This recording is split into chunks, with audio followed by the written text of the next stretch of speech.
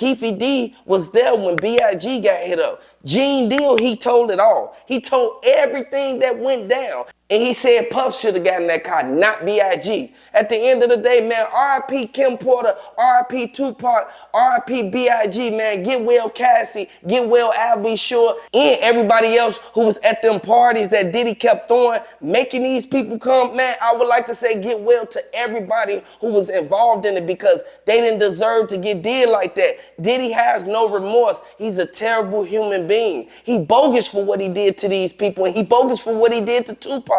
Number one, he bogus for even going out there and paying that money to Keefe D and not look at Keefe D. Keefe D, he already old. Keefe D, he can't do no more time. Keefe D, he want to get out. He shouldn't have never gave him that gun though. He was with Von Zip and them, and he knew exactly what Orlando was about to do. So he was more aware of everything that was finna transpire, and he could have turned back at any time, but he didn't.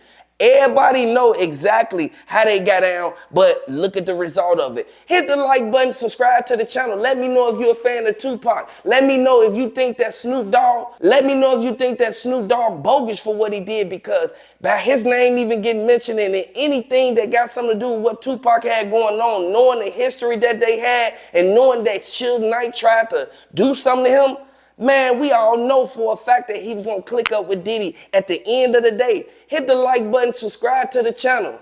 Once he got locked up, he said he was going to do his time, and then when they started trying to throw life at him, they tried to throw the book at him. They wanted him under the jail.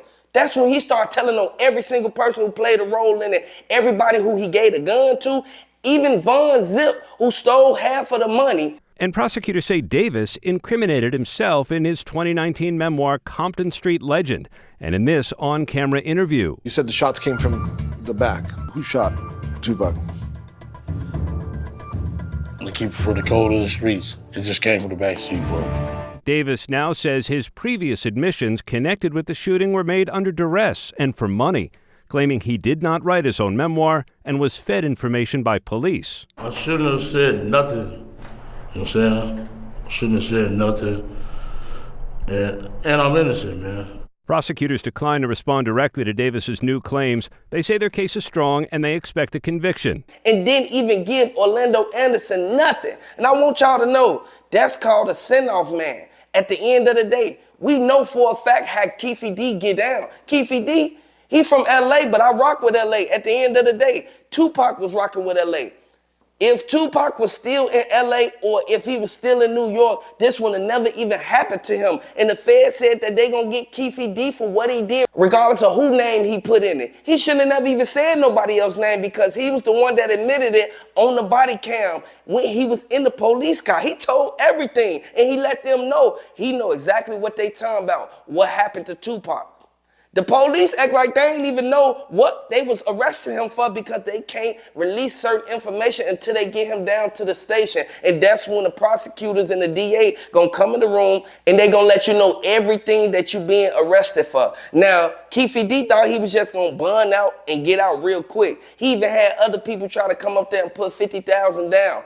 Wack 100 wanted to get him out. Wack 100 said that he wanted him to do multiple interviews explaining why he locked up and who did it. They wanted to get Diddy a long time ago, but Snoop Dogg, he shouldn't have never even been cool with Diddy and his name when it never got brought up in this. I would like to send my condolences out to Tupac family, and I would like to say, man, get well, everybody who's still mourning and grieving over Tupac, man, because Tupac was a legend. Tupac, he was the main one putting everybody up on game, and he was telling everybody, he was warning them about Snoop Dogg. He was warning them about Diddy and everybody else who came along behind them.